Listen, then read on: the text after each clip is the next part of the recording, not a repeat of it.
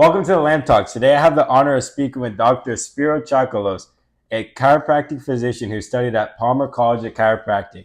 He's also Greek Orthodox, and today we're going to discuss the difference between love and lust and how he integrates our Orthodox faith into his daily work as a chiropractor. First question is, Spyro Chakalos, why do you believe in God? Well, I grew up a Greek Orthodox with my family, and for me personally, God is what gives me not only faith in myself, but also gives me hope. There's been plenty of experiences in my life where God has definitely shown me a way forward in life when I didn't feel like I was going to be I was going to be I wasn't going to succeed, or I felt doubt in myself. But I would tell you that the biggest reason why I believe in God is because I feel comfort knowing that He exists. And I know He exists because, like today, hey, when I went to church, anytime I can go to, anytime when I go, I always feel that there's more of a comfort knowing that someone out there has a divine love for someone else's soul and someone else's being, and that gives me not only the strength to believe and persevere through life, but also it gives me the strength to know that I can carry on, the love that He has for us, with the love I can pass on to anybody I meet in my life. So, are there any times where you doubt God, like His existence? There was a time in my life when I was very young. Yes, and when we were very young, we question a lot of our faith. We question a lot of people who grow up, whatever the situation is, they will grow up thinking, "What is God to them?" Different cultures, different religions have different interpretations of God. They have different understanding of what God, or even in the different names that they give Him in different faiths. To me personally, God helps to show us the way, and that's what I feel for it. So yeah. How is a chiropractor considered a doctor? Because isn't it like a DC, or is it like? Yeah, so it's a doctor of chiropractic. So chiropractors are physicians in the state of Florida, and they're actually labeled physicians in many states in the United States. Wildly recognized more than ever as physicians in almost all 50 states. The doctor of chiropractic is we've had this constant run-ins with people who don't know if chiropractors are considered legitimate doctors. Well, I know personally, I've had a lot of times. It's so funny because I even asked one of my very, very, very intelligent professor one time about, what if someone asked me if a chiropractor is a real doctor, and I said, and he told me, he said, a doctor, the point of being a doctor is to provide care. You are in this profession because you provide care. Yeah. You provide a service. A engineer can be considered a doctor when he gets a PhD. People go, well, how is he a doctor? A physicist can be labeled a doctor. Nothing to do with the medical side, but what are they doing? Providing care. They're providing care. They're using their knowledge and interpretation of that they've gathered over the years, their wealth of knowledge they've gathered over the years, to start to create ways of helping people. Engineers creating new modern works of infrastructure to help make it easier and accessible for people to go to work, to understand and how to live better, new redesigned homes so people can live more comfortably. Physicists understanding how the way the world works and how the known universe works, and anything from chemical analysis, anything from understanding how atoms, molecules work and formulate, and to teach and educate the younger generation about what they know to help advance our species. So they are considered doctors. So to me personally, when someone asks me, are you a doctor? I go, absolutely, I'm a doctor, because I provide care. I provide care as a service, and a service that is crucial, and it's a very demanding field as well. Is it like a temporary relief, or is there like long-term benefits? So there's a lot of long-term benefits. Now, here's the trick about being a successful chiropractor, in my opinion. And so this is something that I'll share with you later on. But the the one thing I can equate to is the rubber band example. So as a chiropractor, you have to know that anybody who is in the field now, or even just a student, the nerves of your body are the same tissue like that of your skin. So if I were to keep this rubber band on very tight for weeks on end, You lose circulation. I lose circulation. But what's going to happen to the skin of this finger? It doesn't have blood flow. It doesn't have nutrients. It doesn't have supply. It doesn't have air. It doesn't have anything to supply the way for it to regenerate, the cells to come in to clean up, to regenerate, to keep everything intact, keep homeostasis because of this issue.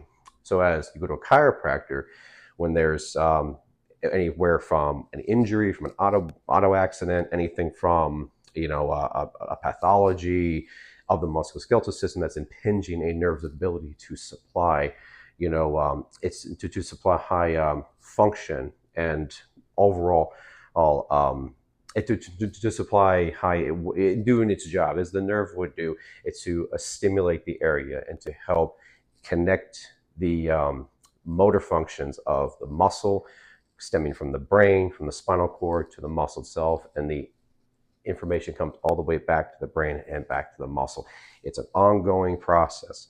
But if we were to have impingement in a specific area for long periods of time, what happens is this, like the finger here in the rubber band, it starts to lose nutrients. It starts to die off. And eventually, if I left this on for, let's say, months at end, the tissue would very damn well near fall off. You don't want that. So my job as a chiropractor is just simply, I adjust. And as I adjust, as time goes on, I start to relieve tension. I get more blood flow back into the area. I get more vibrance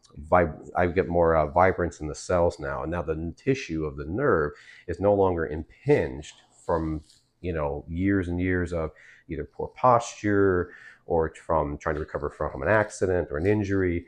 So that's the importance of what we do. Is we try to manipulate spinal manipulations, what we call it. We do spinal manipulations to help to relieve the area of pressure for the nervous system. And also, the biggest benefactor that's going to help for a lot of upcoming doctors, especially those who are starting in the field, is we have to educate. The best way that you're going to reach any patient and have a successful track record with patients is we have to be educators. Because a lot of people get this misconception that if they go to a chiropractor with a certain issue in a certain area, like common issue is low back pain. Yeah. You go to a chiropractor and you say, I have low back pain.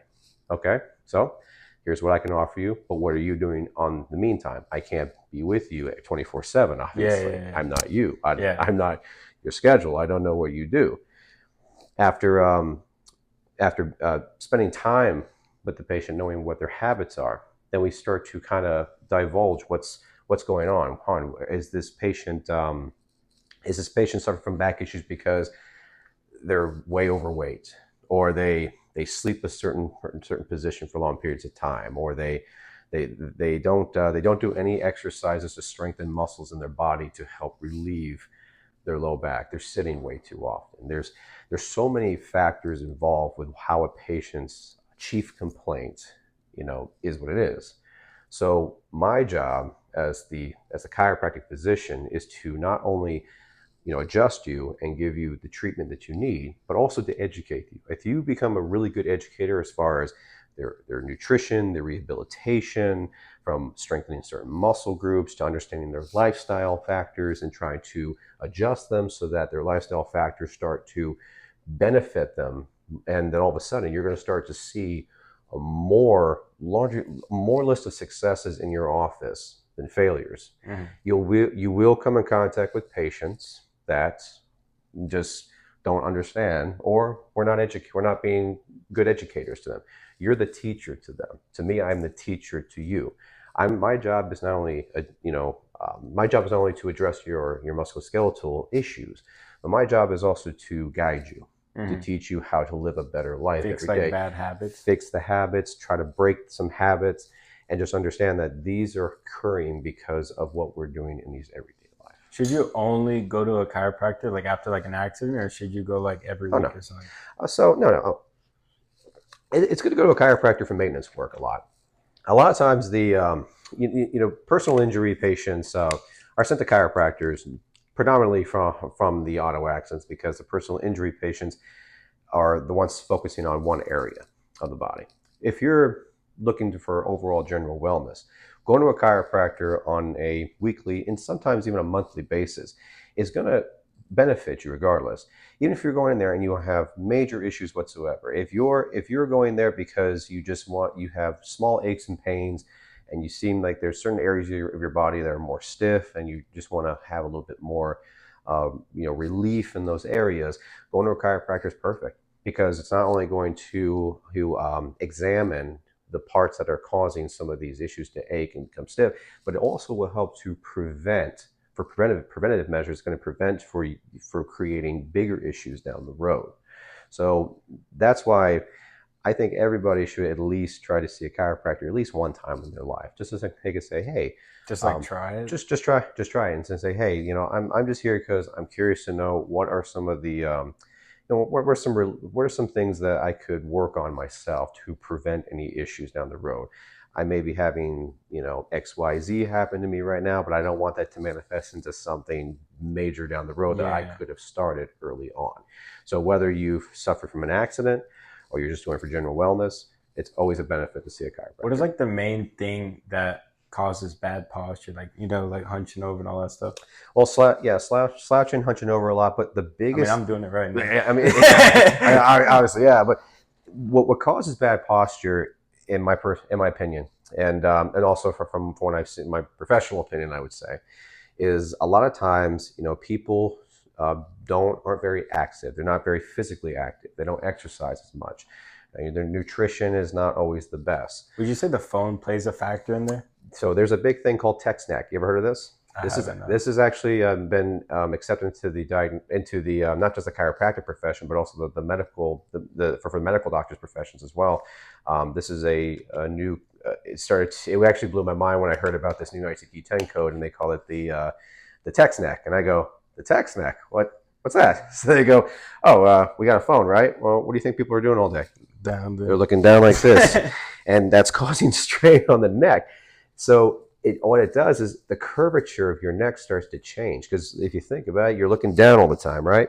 The curvature of your neck has to be a smooth, straight. Not straight on, but like a smooth, continuous line with a little bit of an arch. The arch is what reduces weight on all the vertebra of your neck. When you start to lean forward, and all of a sudden that curvature starts to come back, you start to stack all that weight on each other, all those vertebrae, all those discs on each other. You cause a lot of pressure. And a lot of times, muscles become very weak, either from anterior muscles to posterior muscles. They start to become weak, and all of a sudden, you're going to start to feel a lot of aches, pains in the upper neck, and they keep figuring out, I don't understand why this is happening. Well, when you're on your phone, you're doing this all the time. You're causing muscles to shift. You're causing the vertebra and the spinal curvature to change, and not for the better. Mm-hmm. It's actually going to get a lot worse. And that also opens the doors for some pathologies to happen. Now, that's just the neck. That's pathology? A pathology is a disease. It's basically we're inviting disease into the body. And what I mean by that is, for example, let's take a person that has something called stacking, right?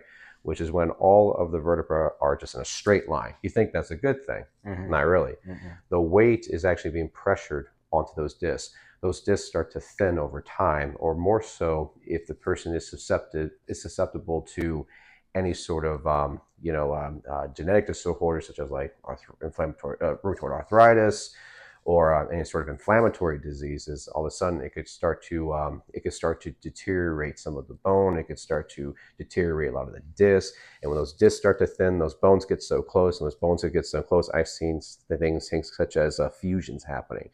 stenosis of the spine is what we call it. Stenosis is when the bones get so close together and all of a sudden they start to kind of fuse with each other, and then there's no movement whatsoever. That's a big issue right there. So we have to keep those discs fresh, healthy, and vibrant by not only moving, but we also got to make sure we are aware of how we're holding ourselves, holding our postures. Best way to fix any kind of posture is to not only try to readjust as much as possible, but exercise. We have to strengthen it. For example, if you got low back issues, for people that come with a low back, a lot of times when they're sitting, they're causing more weight on the spine when we sit. It's actually less weight on your spine when you stand up, because when you're standing up, you're using all your muscles to hold your body weight up. That means it's less tension and pressure on the entire spinal cord, on the entire spine itself. So all of a sudden, standing is less weight bearing on those bones than just sitting. Because when we're sitting, more weight bearing, because now there's no muscles to hold all that weight up. Do you recommend like posture corrections?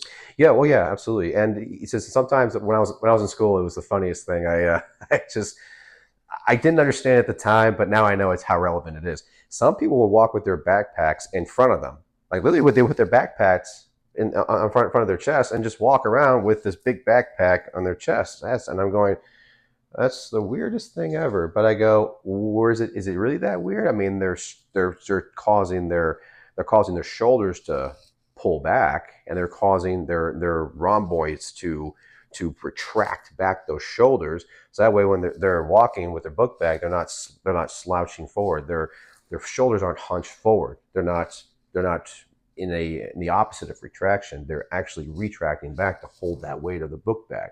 And then I start to think, wow, that actually makes more sense now, because now they're strengthening muscles that on a daily basis we would not really pay no attention to, because it's not really something that so it's better to have the backpack in front of you than behind you. Sometimes it is, just because if you do that on a couple days a week, let's just say a couple days a week, what you're doing is you're starting to train and strengthen those upper back muscles. That's taking a person that hardly ever exercises, or a person that doesn't really engage in physical activity as much.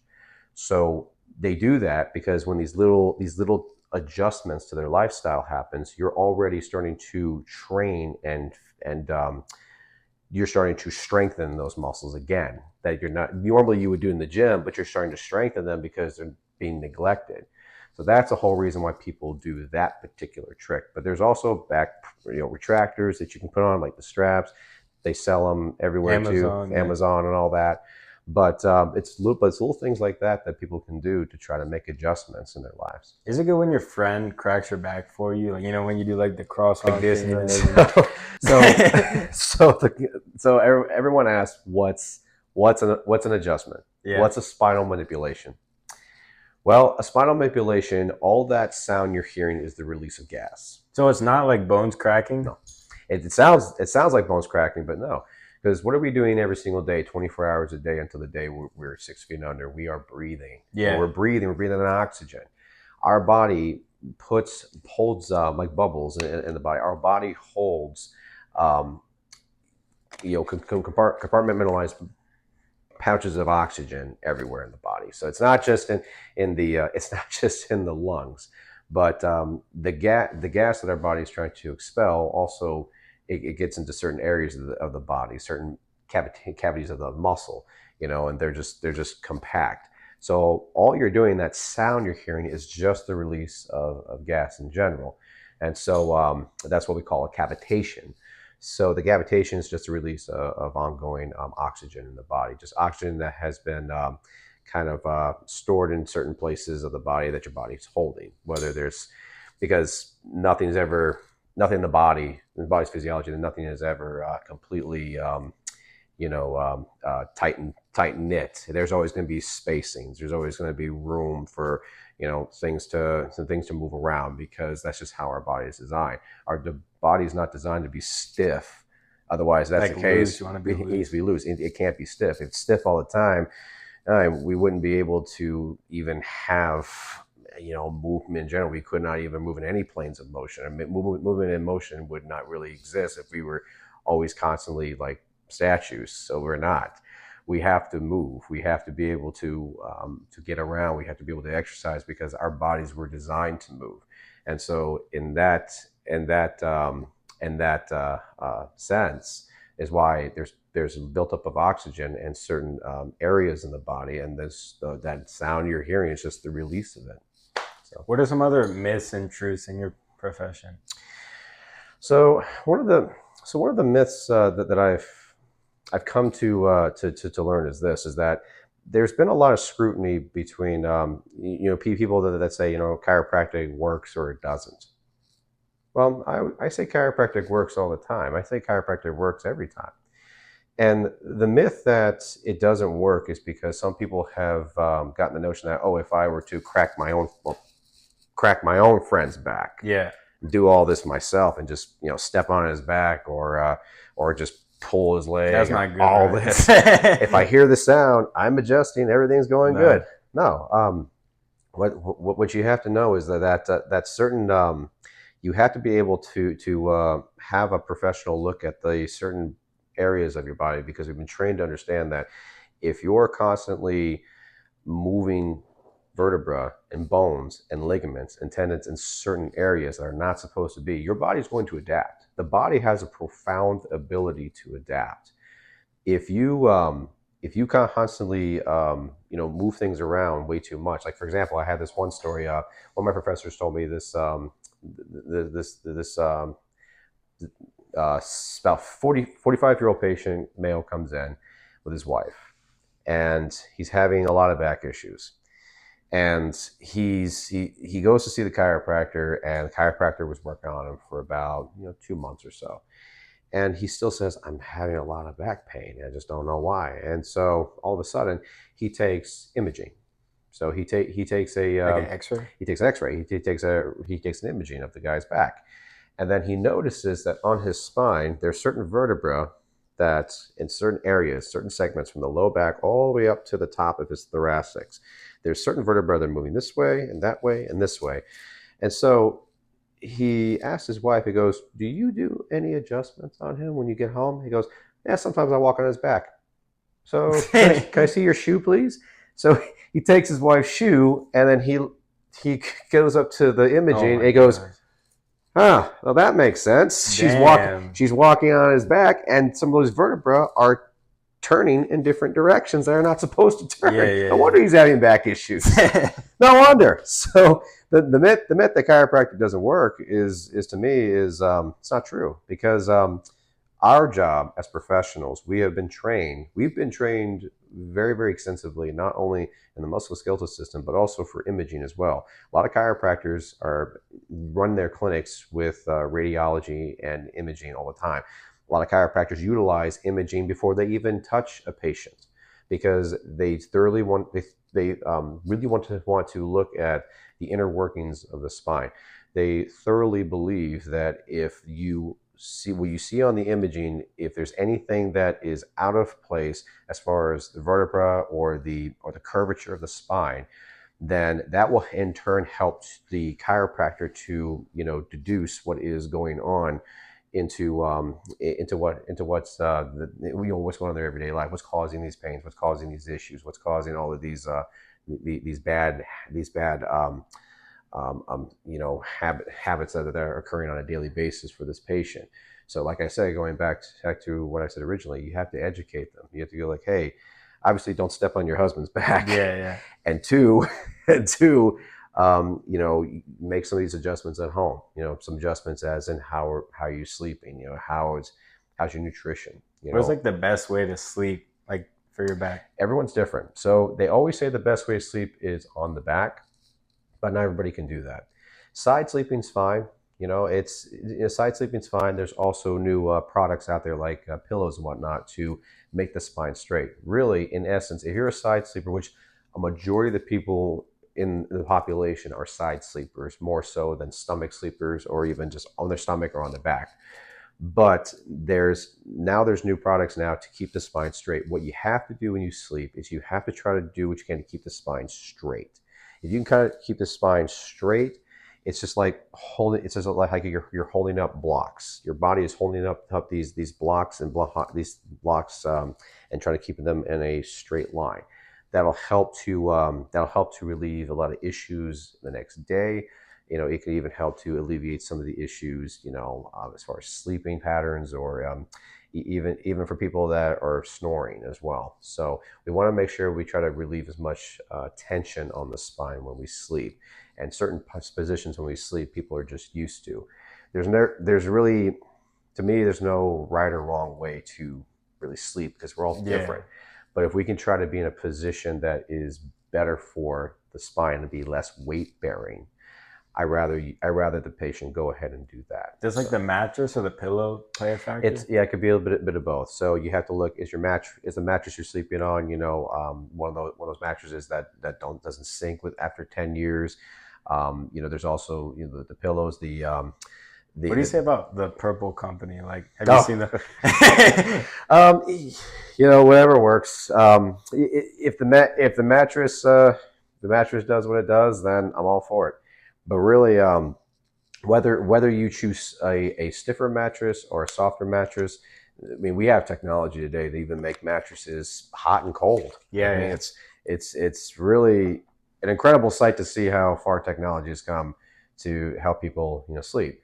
I'm never gonna say which mattress is best or not, because I don't know. I sleep on a mattress. I just sleep on a mattress. I don't care. But I rather that how I sleep, the position and how I sleep, is outweighs exactly whatever it is I'm sleeping on. Whether it's a couch, whether I have to sleep on the floor, it really just matters of, okay, if I'm going to sleep on my left side tonight, I got to make sure that my pelvis is adjusted and my feet are stacked. That way, my full spine is straight. The pillow is at a good enough angle to where I'm not overly stretched this way, or I'm not sinking more this way.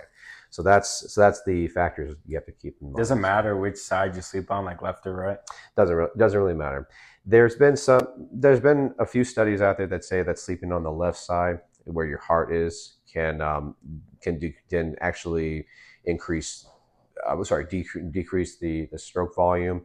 But me personally, like I said, for me personally, I think wherever you sleep, whatever side you sleep on, your back is as long as the back's not as weight bearing, everything's fine there. So, like I said, there's no right or wrong way really to sleep. It's just how you're positioned, because everyone's going to be different. How did you know you wanted to be a chiropractor? Did you feel like called by God?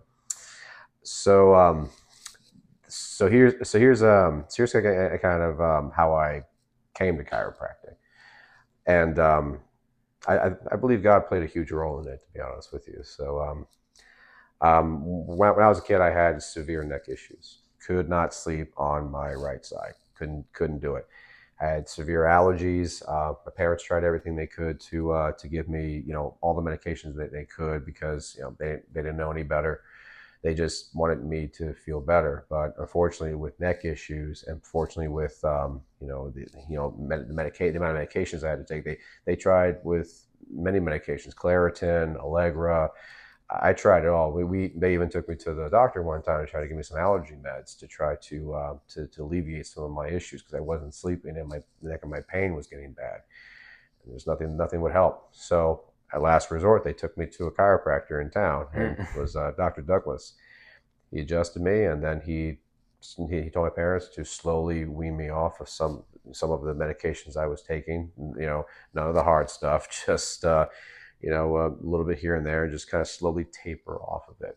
And then eventually one day I just woke up and I slept on my right side, and I wasn't having any more pain. So needless to say, chiropractic gave me back my life as a kid, because when a kid's taking a lot of medications and can't sleep, I felt like a zombie half the time.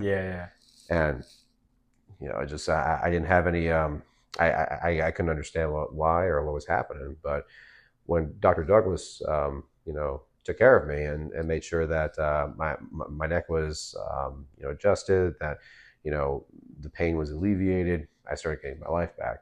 When I didn't think much of it until I went to college. So when I went to college, I went to James Madison University. And I remember it was my sophomore year here in college. I was just driving around one day.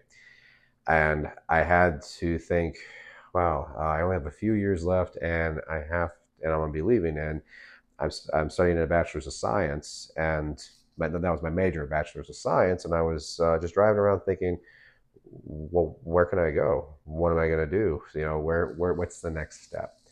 I was passing by a chiropractic office. It was Dr. Nieder, and at Harrisonburg, Virginia. And so I walked in, and for no reason whatsoever, I asked the front desk. I said, "Hi, I'm a JMU college student, and I'm interested in shadowing Dr. Nieder if he'll let me to check out, see what chiropractic's all about." Mm-hmm. For no credit and for nothing whatsoever, I shadowed him for over a couple of months, and eventually I had to do a preceptorship with the program that I was in, and I asked Dr. Nieder if I can do my preceptorship, and him and his partner, Dr. Glazer, both said, absolutely, you can come and do your preceptorship with us. And I shadowed patients in the clinic, and it's just for no reason whatsoever, I kept thinking about that memory. When I passed by that office, and that memory just shot back in my head. When you were a kid? When I was a kid, I was like, I need to pursue this. I need to find out all about this. And when I did my preceptorship with Dr. Nieder, Dr. Glazer, and just seeing the work they were doing with the athletes and the students, and just the everyday people of the community, I kept hearing their stories, just the relief they were getting, and just their performance was improving. Everything about their lives was improving. And that's when I said, this is what I want to be. This is where I need to be. And it was, I believed it was God that was looking after me, that said, you know what, you ask, you shall receive. Yeah. This is what you need to look into. And I did. And I've moved down here almost 10 years ago to go to Palmer College of Chiropractic. Happiest day of my life when I got accepted. So I'll tell you that. Plus it's warmer weather. Yeah. So. Have you ever experienced any miracles or like unexplained healing in your practice? So this is something very special I want to share with you today. So I just actually got my license approved early this year.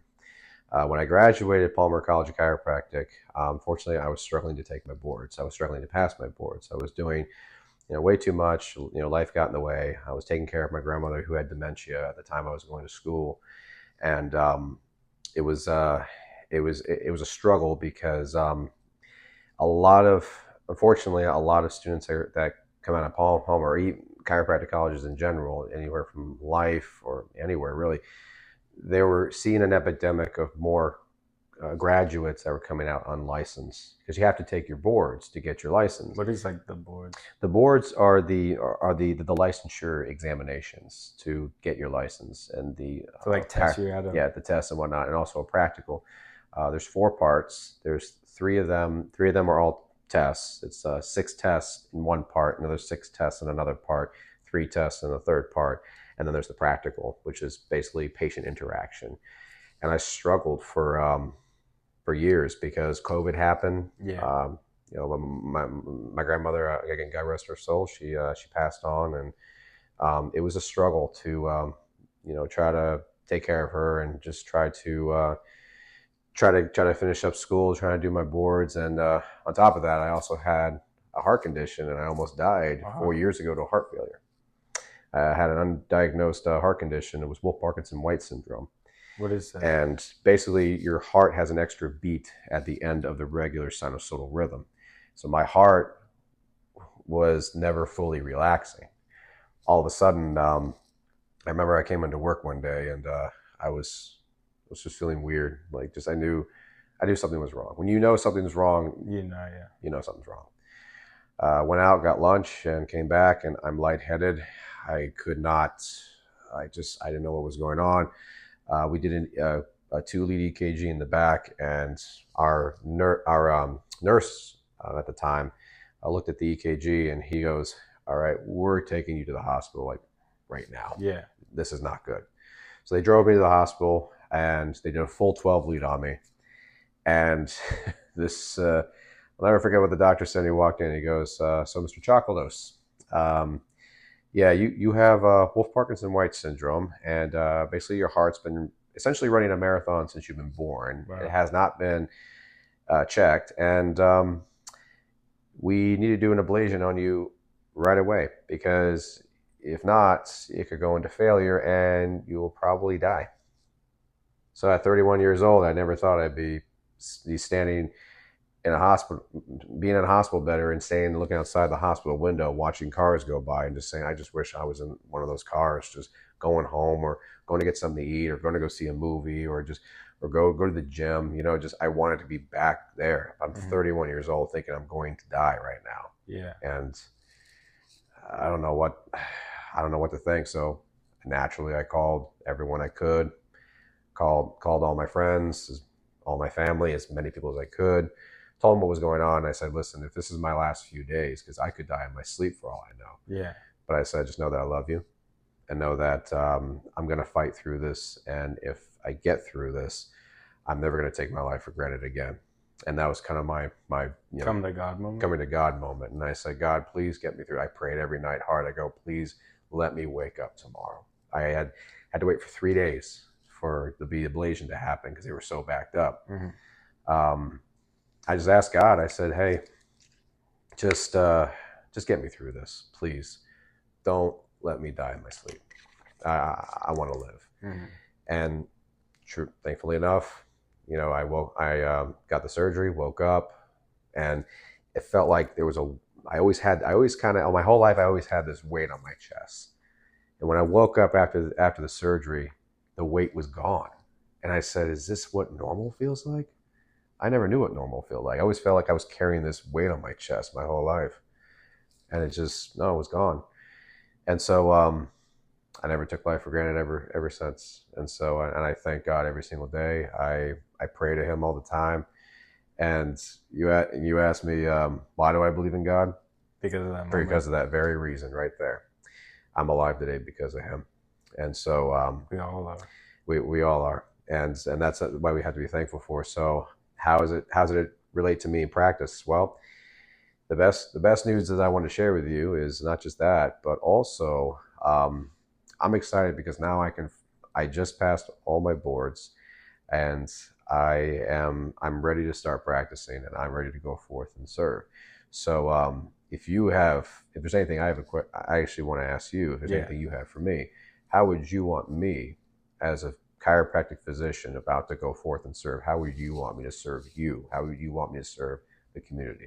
Honestly, I feel like the main thing with chiropractic care, I really like, because I've been going to chiropractors a lot, I really like the positivity and obviously have experience and stuff, because it's like a big trust thing when you trust someone with your body and stuff like that. I also think, but I'm telling you, even sometimes when I have a bad day, I go to this chiropractor and it's all positive. It makes your day better. You feel better after you get adjusted, and then your overall mental and physical health at the same time get better, just because of the positivity, and also because of the physical adjustment, because I know whenever you get adjusted, it's basically you just feel lighter, you can walk more, you can you're more loose, you have more energy. And to answer your question about a time I impacted a patient's life was actually when I was an intern.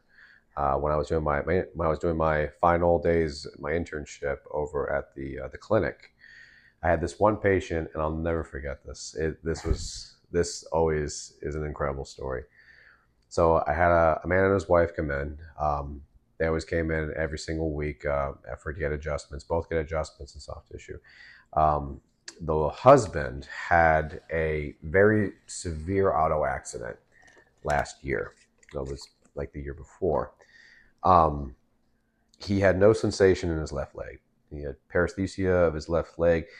The nerve was damaged in the accident. He could still walk, slightly move his leg.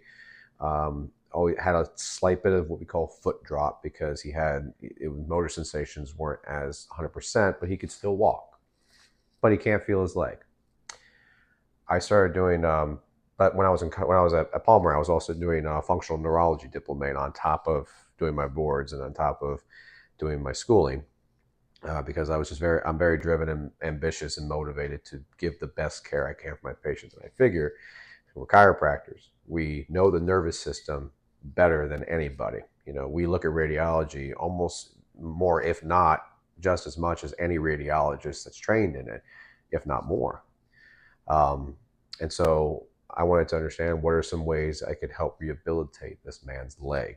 Because it was paralyzed. He was paralyzed. For the most part, paralyzed. It just, he can move, he can walk on it. He just couldn't feel it. Mm-hmm. I worked with him for about 3.5 months, 3.5 months or so. And I remember there was one time he came in and he gave me the biggest hug. And he would not let go. He almost started crying on my shoulder. And then his wife, because I got him in the exam room and I shut the door and I go, everything okay? And he goes, I want to tell you something. He goes, Spyro, I don't know if you believe in God, but I certainly do. The last appointment I was at, when you worked on me and my leg and you worked on my back, when I was driving home, and his wife attested to this, he tearfully swore to me, hand to God, that he could feel his leg again. Dang. For 6 hours. 6 hours. He got out of the car. He started jumping. He started walking around, and he almost wanted to fall to his knees, saying thank you to God. His wife looked at him and said, honey, you're scaring me. Like, what's going on? And he goes, I can feel my leg again. I can feel it. Yeah. And because you. And he goes, you did that. The reason why the sensation probably went away is because, like I said, his body, after every accident, the body adjusts, the muscles shift. If anything, if I could bring it into the most simplest terms, I rehabilitated certain muscles. I helped to relax the system as much as I could. The adjustments were helping to open up nerve flow, blood flow, and also nutrients to the nerve itself, and helping to increase, excitability and stimulation to the nerve. And all of those combinations together gave him those 6 hours of relief of getting his leg back. Wow.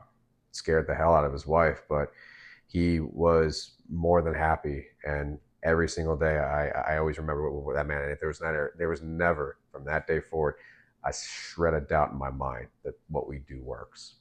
How do you incorporate our Orthodox faith in your daily work as a chiropractor? So how I incorporate what I do is you have to have faith in everything you do. Like, do you ever do like your cross before?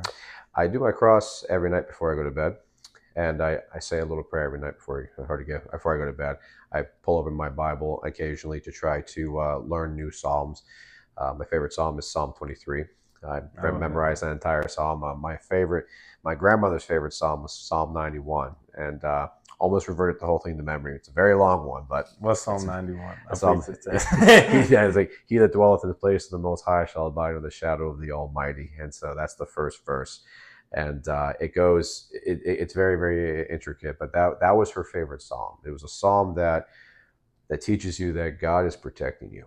God is sending His angels to charge over you, to protect you, and from the snare of the fowler or from the noisome pestilence. That's in the psalm verse as well. So that's why she loved that because she was a huge believer in faith and in God. She was a huge believer in she was a Christian woman, huge believer in God, huge faith in Him, and just wanted me to learn as I got older that even though I was going to church because the family would go to church, she wanted me to understand one thing. God, the faith, the belief you have in God should not be forced upon somebody. You can't force someone, You can't force someone to love or believe into something that they don't. You can only show them and teach them, and then they have to willingly accept Him. So for me, every night, even before the surgery, every night when I go to bed, I always try to say a little prayer to God. I do my cross real quick as much as I can, I will never go a day without thanking Him either, because it's important to have faith in something. And for people that are struggling to find out what that is to them. They find out who God is, or try to believe in something that they've never really had the honor or the luxury to believe. They need to know that you have to have faith. You know, God has faith in you. He always had faith in you. He had faith in you, and the reason why he gave his only begotten son for you, because he had faith in us. We became the symbol of his love. He had angels that were perfect, but he chose us to be the symbol of his love. And so he gave his only begotten son to take away all of our sins, because that's how much he loved us. And that's why it's important to me every day. How is it important to stay in like good physical shape? Absolutely. It's the most important thing you can do for yourself. The body was designed to move.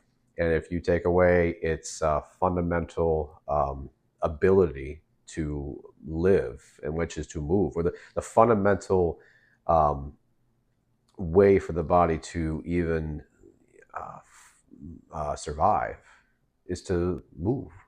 We were designed to move. Our bodies were designed to move. Our everything from our muscles, our ligaments, our tendons, everything was designed for the sole purpose for us to continuously move.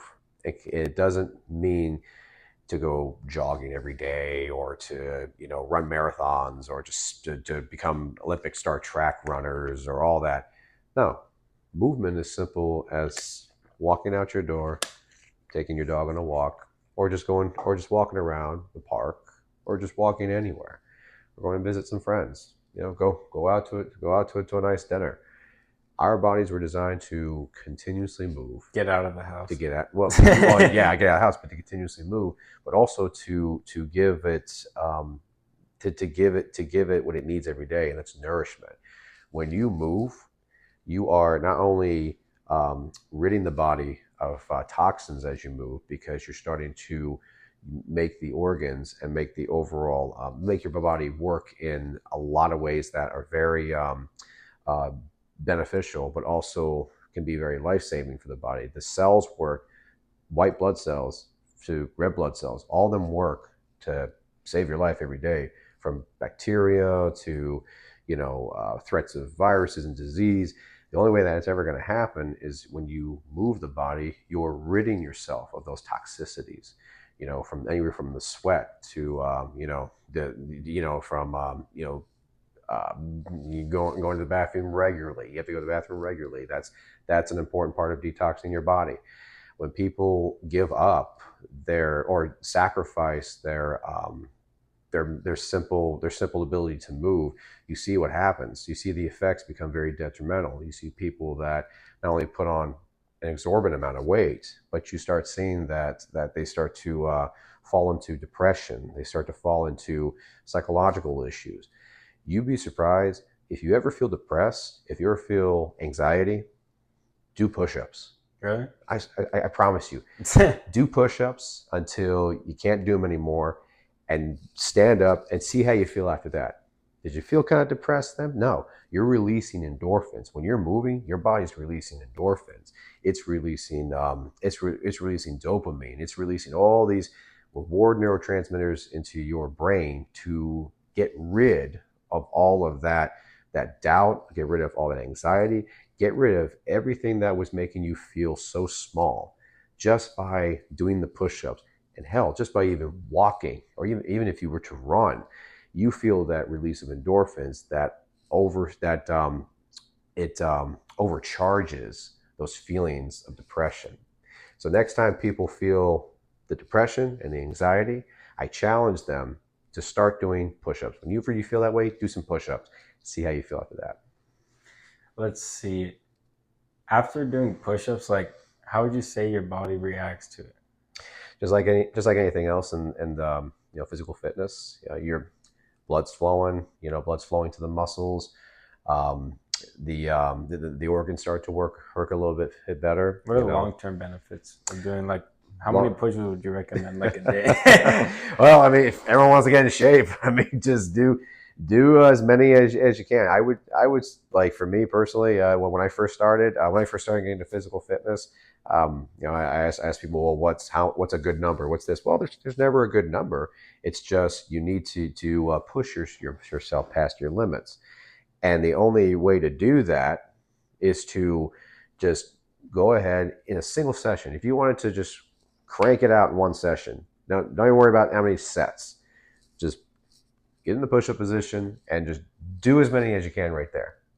And if you can do anywhere from past 10 to 20 reps, I mean, you're already rocking. Hell, some people can't even do 5 reps because a lot of them are either underweight or they just don't have a lot of muscle mass on them. But that's fine. The point is that if you're able to just push yourself to a limit to where you say, okay, I'm starting to get a little winded. Okay, I'm starting to feel like this is getting a little tougher. That's good. You're already pushing past limits. Some people would just do a number in the gym and say, okay, it's good enough, and leave. If people don't take that chance and challenge themselves to go further in their health, you're going to start to see that they're not going to get the results they want because they're expecting so much and doing so little. What about diet? Diet's important. Diet is the most important thing out of anything you can do. More than like exercising? 80% of the battle is nutrition. The 20% is the physical fitness. Not saying physical fitness is not important at all. Yeah. Absolutely not. Contrary to that, far from it. Nutrition is the biggest influence on your body's health than the physical fitness. You have people, and you've probably known this for many people that you met in your lifetime, how some people can just eat garbage, fried foods, and they're in their great physical shape, and you're like, how the heck are you doing that? They go, well, you can blame it on genetics, but also you can if that person is very physically fit, okay, they look good, but are they healthy? I've had athletes come to the clinic that I work at now doing blood work that look like the epitome of health, the epitome of it. But their blood results would say otherwise. Their kidney function could be crap. Their liver enzymes could be high. Their white blood cells could be going up because they're about to get sick because they're going to fight off an infection. But why is it that they look so good, but their labs say they're not healthy? Well, because the nutrition's bad. Because even though they look like they're healthy, they're really not. And so they're probably suffering from certain symptoms that they're not telling you. Bad quality sleep, not able to go regularly to the bathroom, not able to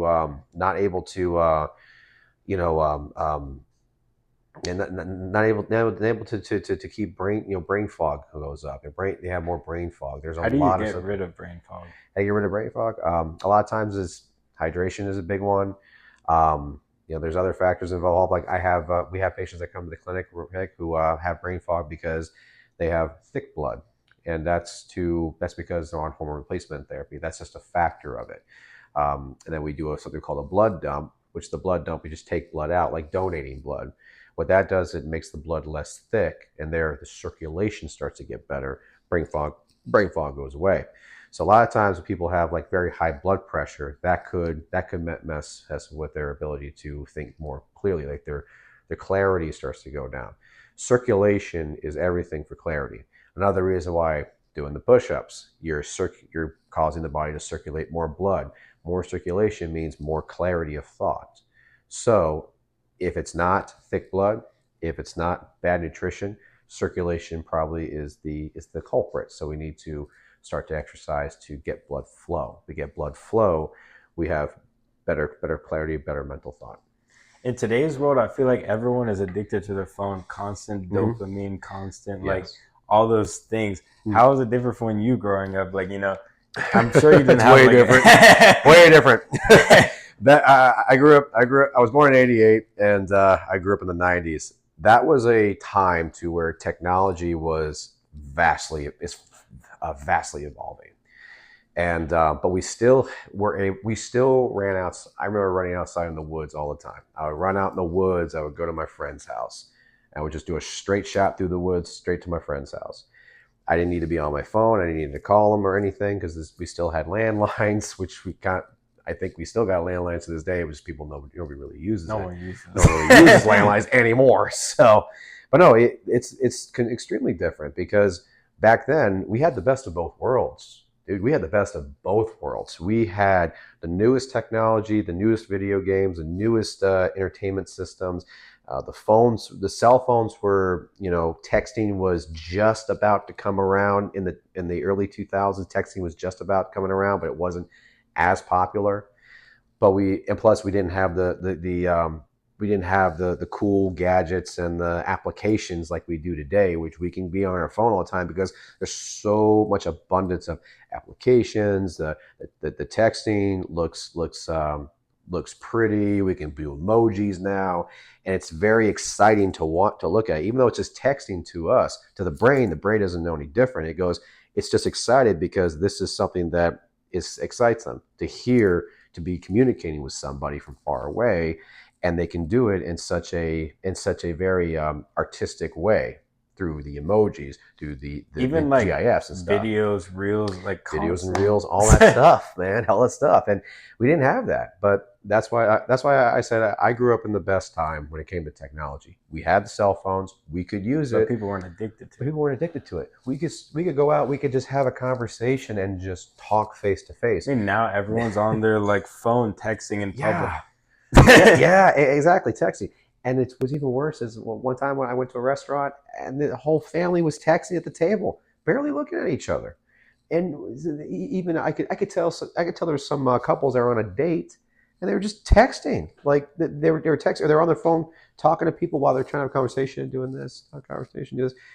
Back then when I grew up, we had a sense of direction. We knew how to get to places by looking on maps, not on Google Maps, but the actual maps.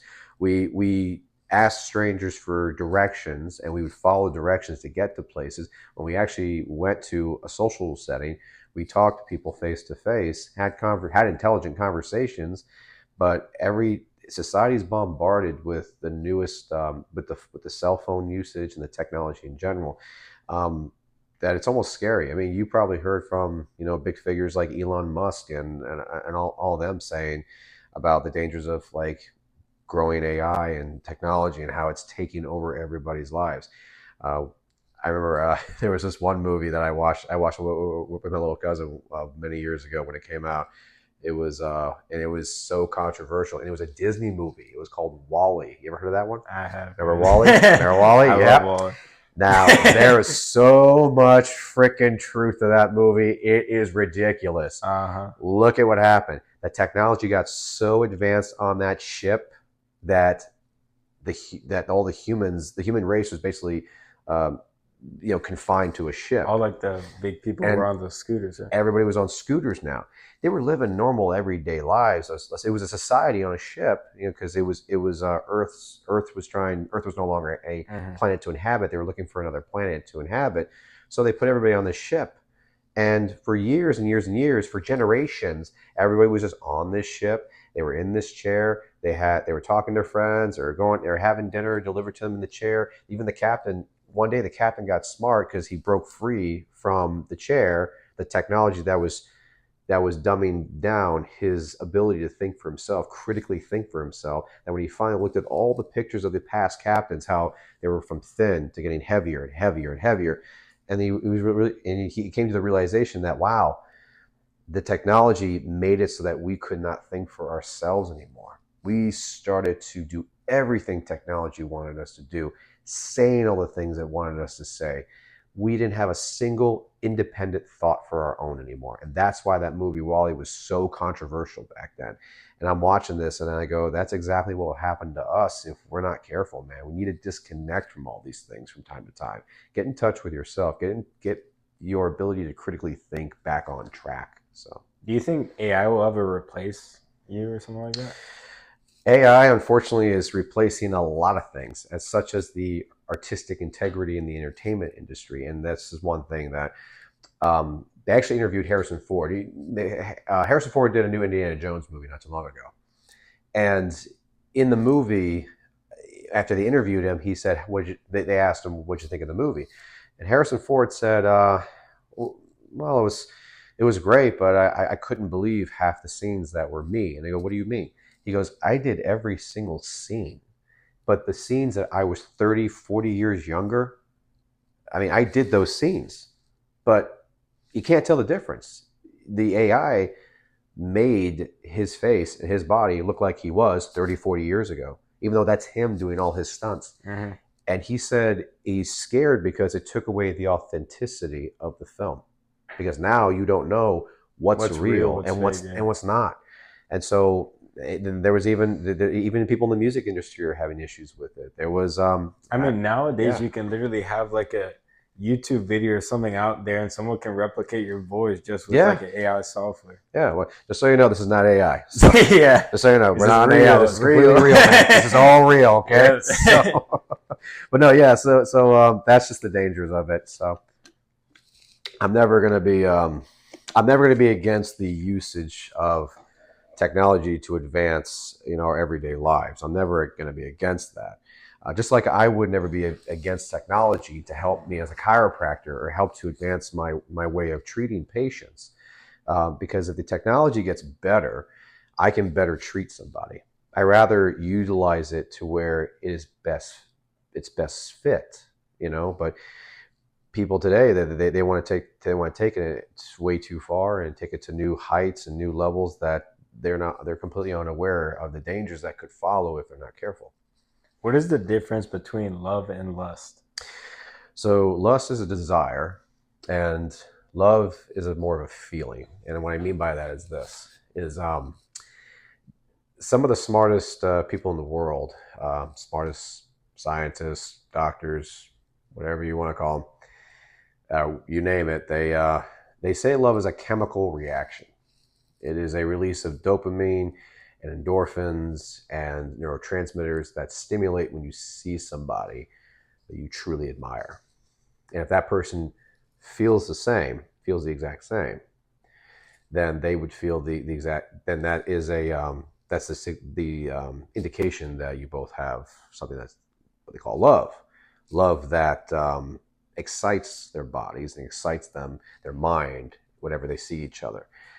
Love, and to me, that's true on a lot of levels. If you want to take it to more of the, if you want to take it more to the level of physiology and level of, scientific level, if you want to take it on a scientific level, but on a personal level, love to me is more of a feeling. When you truly love somebody in your life, they give you this feeling that you just can't shake. Yeah. And no matter how hard you try to deny it, it's not. It doesn't go away. It doesn't leave you. You always feel excited every time you see that person. Going back to how your body and your mind and your brain and your body respond every time you're with a particular individual. And so love is that feeling. It's the feeling you get physically. It's also that feeling you get emotionally. It's also that feeling you could even feel on a spiritual level too, if both of your views and values line up together. Lust is a desire. Lust is just a desire, man. It's a desire for something that is you feel you need to obtain. It's not so much of a physical aspect. It could be, lust for power or lust for, a new home, money too. Lust for just new things in your life. That's what lust really is. It's just a desire. So should you chase love or let it come to you? It'll come to you. Yeah. It'll come to you. I agree. No question. Don't chase. It'll come to you. What are the dangers of pornography? So, a couple things. I'm not a psychologist, but I can speak in terms medically. Yeah. So, there is a hypothesized condition, which actually is not becoming so much hypothesized. It's actually becoming more fact. There is a condition that is running rampant with the younger generation these days. It's called porn-induced erectile dysfunction. And so what that means is in the 6 years that I've spent in the hormone replacement therapy and the amount of knowledge that I've gathered from, patients that have ED to patients that have, hormone issues, erections are 100% psychological. Unless you're suffering from a physical illness or you've had a trauma or an injury to the genitalia region, those are different reasons as to why. But if you have a normal, healthy individual who, let's let's say a straight heterosexual male meets a very nice, beautiful girl, takes her out to dinner, goes on a date for a few nights, and one day they get together and the mood strikes and they're ready to be intimate. Yeah. There is no reason the individual would not be able to perform, if they really find the individual attractive, their partner attractive. The issue that's happening with the adult entertainment industry is that they are starting to play off people's insecurities, but also they play off people's curiosities, and that's a very dangerous road to go down. And the reason I say that is because too much of something is never a good thing. Yeah. So you take that straight male that's trying to be intimate with his partner. Let's say the straight male was watching pornography for every day for months on end. All of a sudden, when he's in the moment, it's becoming harder for him to perform because anxiety is starting to rise. You have developed unrealistic expectations of what should happen in the moment with your partner because you've been watching this for so long, almost weeks, even months, that all of a sudden you started to picture what sex should be in the moment. Then all of a sudden the person could start comparing the partner to what they've seen, the attributes, the simple attributes of your partner, such as their hair, to their eyes, to their physique. All those things should be more than enough to get you in the mood to be intimate with this person. There should not be any issue. But because the younger generation is seeing all these examples of sex and love, it's bombarding their dopamine receptors and saying that they need more. And all of a sudden they get addicted. They start to strive for more. And then when I met with the curiosity, they start thinking, what more, how further can I take my curiosity when it comes to sex? It's more than just two people doing, trying to, procreate and trying to, try to enjoy something. Then all of a sudden they get into areas that are extreme, that are dangerous. And all of a sudden, because to them, it's not enough. If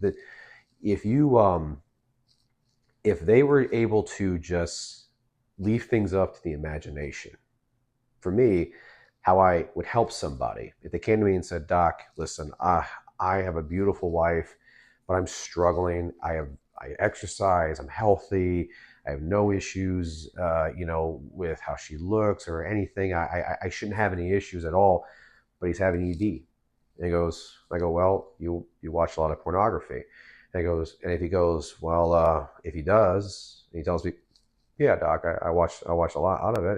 And he goes, and I go, "Hey, we need to start to dial back, because if you're starting to create these unrealistic expectations in your mind about how the moment should be, that's increasing your anxiety, because now all of a sudden you can't seem to enjoy your wife, your girlfriend, your partner, whatever. You need to leave things up to the imagination. You need to leave things up to how you perceive your partner from the beautiful attributes of them, such as, like I said, it could be anything from like the sound of their voice. It could be anything from like how they did their hair for you. It could be anything like just them cooking food for them. There's been plenty of guys that get turned on by a good meal. Yeah. So you get a good woman cooking a good meal from you, and you go, "Well, it's game over from here." So, you start to. But yeah, it's just, if you're able to kind of leave things to the imagination, if you're just trying to give your mind a rest from the unrealistic expectations that you're forming in your head about what sex should be in the moment, you're going to find that the simplest things that excite you about your partner will start to come back. The sensations will start to come back, because now you're not in a position to where you're comparing them to anybody. You're just enjoying the moment. This is the right environment. This is the right time. This is the person I want to be with. Nothing else matters. What should you do when you feel tempted? So whenever I feel tempted to do something that I know is wrong, this is actually I'm actually glad you asked me this question, because this is something I really think that a lot of people should understand. We're all tempted. Yeah. You can call it some divine energy that's somewhere that's trying to tempt you to do something wrong or something to do something right. Could be God, could be the devil, doesn't matter. Doesn't matter what it is that you're believing. To me personally, how do I avoid temptation to do the wrong thing? When half the time we're human, we don't always do, unfortunately, as much as I hate to admit it, we don't always do things good, and because human beings are flawed, we sin. We are sinful creatures, and we try to do the right thing all the time, and it gets hard. For good people, it's hard. They say being a Christian's hard these days because It's actually the hardest right now. The hardest right now, because they're trying to do the right thing with so much being thrown at them. It's easily accessible to get so much these days. Easily accessible these days, and it's easily accessible to easily do the wrong thing. What do I do? Let me ask you this.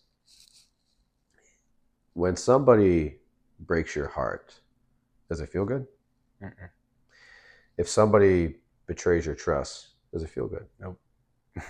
So why would you do that to anybody that you care about? Why would you even remotely want to inflict that same pain onto someone else? Even if it's someone that you barely know. That's something you don't want to do. Do unto others as you want done unto you. Exactly. In today's sermon, the priest did a great job. He did a fantastic job. The sermon today was about loving your enemy. Now, I loved it because it made a lot of sense. Jesus said that if you only love those that love you, what credit is that to you? What credit is that? It's easy to love everyone that loves you. It's easy to love people that love you. But if you try to love your enemy, you're opening the door for your enemy to try to be taught something that he or she may have never known. Now, people take that and they go, well, that doesn't make sense because my enemy probably wants to hurt me. Okay? Well, it's hard to forgive. It's easy to hate. It's hard to forgive. So this is my own personal belief when it comes to forgiveness, and it comes to having to show love to your enemy. You can have your enemy in the morning. You can have your enemy in that night. You can have your enemy in front of you for days on end. But even enemies know when to show respect. And every single human being on the planet, from history to the dawns of time, have shown you there's been many examples where two individuals who did not like each other for all the wrong reasons were able to sit down and break bread with each other because they showed some kind of respect for each other. They had to, for whatever the situation was. So to me, the what I do is what I did do is for forgiving somebody, I will forgive someone who shows me that they want to be forgiven. What would you do if you forgave someone and then after they did the same thing again? That goes back to why I don't forgive easily. Personally, I don't forgive easily. I empathize. I empathize with why someone may have hurt me in the past. I can empathize with why they may have done what they did. But if a person has not shown any effort to want forgiveness, to be forgiveness. I used to be that person who tried to be such a good Christian, such a good Greek Orthodox individual that I try to forgive everybody. I'll forgive them even if they did me wrong. How are they going to learn? How are they going to learn from an important lesson here? If they showed me that they take responsibility for their actions by working on the forgiveness, by showing effort that they want my forgiveness, I will give it to them. I will empathize if they don't. Because what if that person, like you said, goes off and hurts somebody that I care about, but I forgave them? Mm-hmm. They go off and they hurt somebody I care about. I cannot, in good faith and good conscience, sit here and say that I can just give forgiveness to anybody who has, done me wrong without them showing that they truly want it. If they show me the effort that they want it bad from me, then I will show the effort that I will give it to you. I will give you grace. Hell, I will empathize with you. I will give you grace because I understand why you did what you did.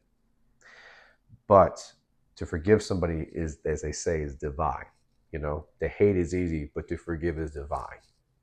So if people want the divinity of forgiveness and forgiveness as it is taught through us from God, then absolutely they have to show it. They have to work for it. They have to work. They have to show me that they've learned the errors of their ways, and they truly not only are working on themselves and trying to forgive themselves, then I'll give them that gift.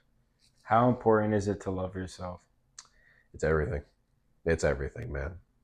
Loving yourself is everything. It's if you cannot love yourself, then pieces of you will slowly die over time.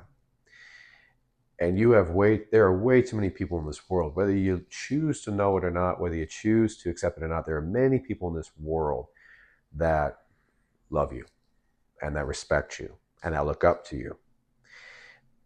Believe it or not, because as human beings, we really want to live. We want to grow.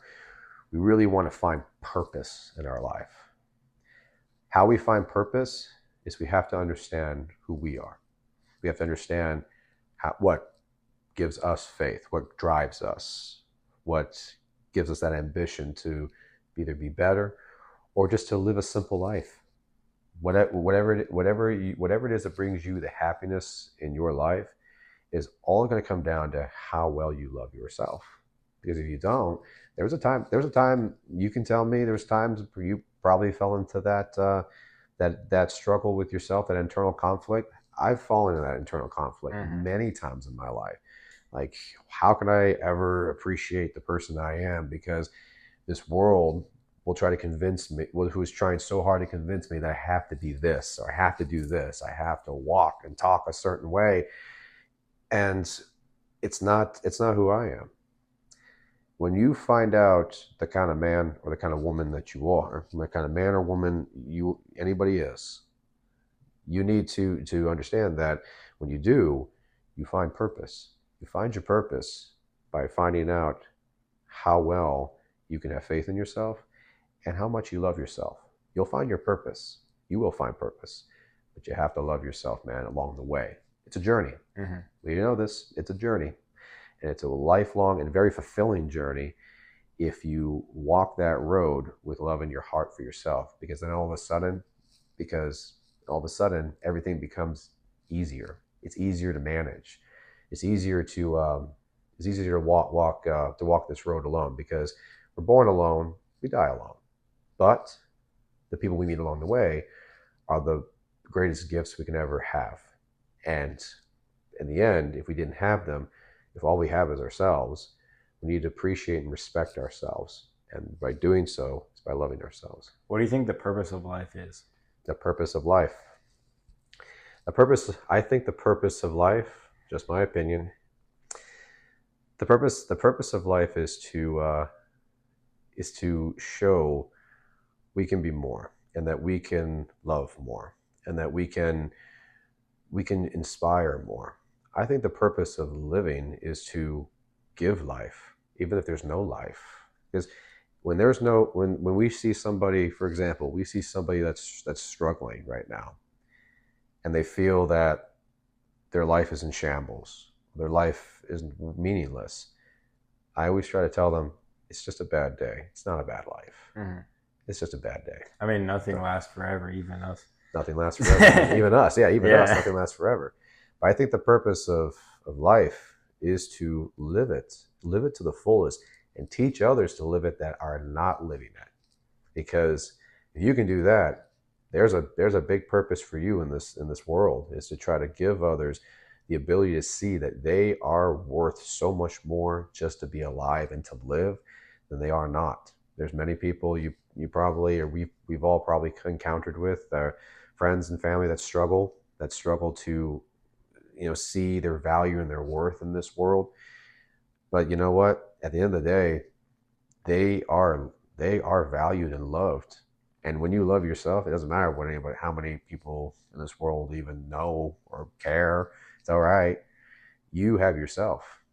And when you choose to live life, just like I was, 5 years ago, laying in the hospital bed, when I told God, when I get out of this, and I hope I get out of this alive, if my heart recovers, I will never take my life for granted again. And then that's the purpose of living, is to live life and enjoy it to the fullest. Be a good person as much as you can, even if you're tempted to not be a good person. Understand the simplest term, understand the simplest saying is that, do unto others as you would do unto yourself. Respect others the way you want to be respected. Okay? Mm-hmm. That'll help alleviate the temptation of doing wrong. And also, it'll help you to understand that you are loved. So, yeah. How can someone go over an addiction to lust? I'm sorry? How can someone get rid of the addiction to lust? It was any addiction today, or any addiction in general. I've never been a big fan of the cold turkey approach. Never been a big fan of that at all. There's been people that have tried to cut something off completely, like just cut it out of their life completely. Don't even touch it. Don't even think about it. Don't even say it. Don't hear, speak, or see no evil. It's all good. It's completely out of your life. Well, unfortunately, it's not out of this world. An addiction to something, whether, let's just say, alcohol, for example. Alcohol is everywhere. We can't hide it. We can't run from it. But how we choose to approach our addiction is going to say everything about how we're going to handle being around it. I could never get behind somebody or even any program that said, got to go cold turkey. Just go cold turkey. I would say tackle it head on. Taper it. Tackle it head on. Taper it off. Reduce it as much as you can, and just slowly get off of it. Slowly take baby steps away from it. Because if you just cut it off at the source, all of a sudden you're going to start to say like, oh man, I'm not able to do. I'm not able to do it, man. I can't handle it. I gotta stay 100% on the track for many years, and I'll have the coin here to prove it. I go, that's great, absolutely. You don't ever want to touch alcohol again, brother or sister. All the more power to you. If that works for you, it works for you. But a lot of people that aren't able to kick the addiction is because they've never learned how to adjust and get their body fully, used to not having it in their life. They miss it so much when they go cold turkey. They start to miss some of it so much that they get tempted to kind of go back. So for me, how you kick any addiction is simple. You approach it by saying what it is that you do and how much are you doing it. Can we start to slowly get away from this, so we start building a resistance to this, so that way when you see it or you're around it, you're not scared. You're not a lot of people who are alcoholics, for example, some of them don't even want to go to a bar hang out with people and just drink water because they're afraid they're just gonna see all the bottles and get tempted to be like, oh, I'll just take a little sip right here, and then they get back on and they fall off the bandwagon. Same thing with like porn and stuff. A lot of people quit it and then they go back to it. And then they just go back to it. One day when you start to kind of slowly back away from something and start learning the reason why it isn't good for you, and try to reiterate it every day, you'll start to train your mind and your body to not need it anymore. I feel if we were able to create programs in addiction programs to help say to people, listen, if these people, don't want to go back to doing what they're doing. They need to learn they need to learn and understand why this is not good for them, and learn and understand how they can live without it, because their whole mind and body is is infected with the idea that they need to have this in their system all the time. No, they can slowly get away from it if they so choose, and if they so choose, they can learn to say, hey, you know what? I can sit in a bar and with all these bottles of beer, and I don't need one, because you know what? I just don't want it anymore. I don't feel the need for it anymore. And that's when you've kicked an addiction, is when you finally have said, I don't feel the need for this You don't anymore. need it anymore. And you've been taught, you've been learned that why living without it is actually not going to hurt you. It's actually going to help you. You start seeing things improve in your life. Some people who go cold turkey, unfortunately, Fall back into the addiction. they draw back into it, or they get severely sick, and to the point where it can almost hurt them. I saw this one documentary. I saw this one documentary years ago where it was narrated by the late Robin Williams, and there was a young lady who was a heroin addict for over 10 years, and she doesn't take it anymore, but she goes to work a regular job, has had an apartment, had a couple of kids, was going to a regular job. She unfortunately had to go every week to a methadone clinic, where they have methadone clinics, and their clinics are designed to help them kick their habits. Now, some people this wasn't a relatively heavy woman. This was a very, underweight looking woman.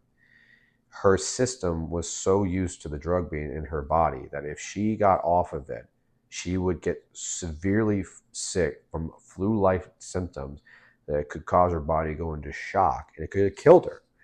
So the doctors deemed that her body from her weight and her system, her immune system, is so weak that they cannot allow her to not have the drug in her body every week. It has to stay in her system.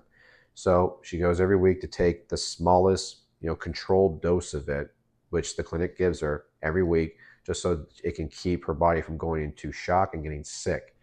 She can live a normal life, but at a price, because it's still a drug that's killing her.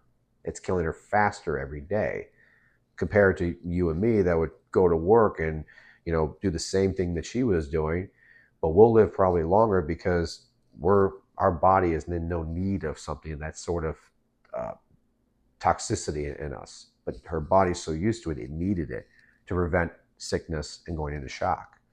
So that's why it's important. It's important to understand addiction, but also to understand how can we live our lives without things that we know are harming us. We have to learn. We have to educate. We have to go to people that can educate us, people that can understand why we started with it in the first place, understand it better, because everyone needs answers. Everyone wants the answers. So we can try to only teach them how to live a life without needing the usage of these particular things. So what would you say to someone who struggles with addiction? And what would you also say is the biggest addiction in this generation? Is the biggest addiction, whether that's gambling, weed, pornography? So it's the person comes to me and says that they're addicted to something.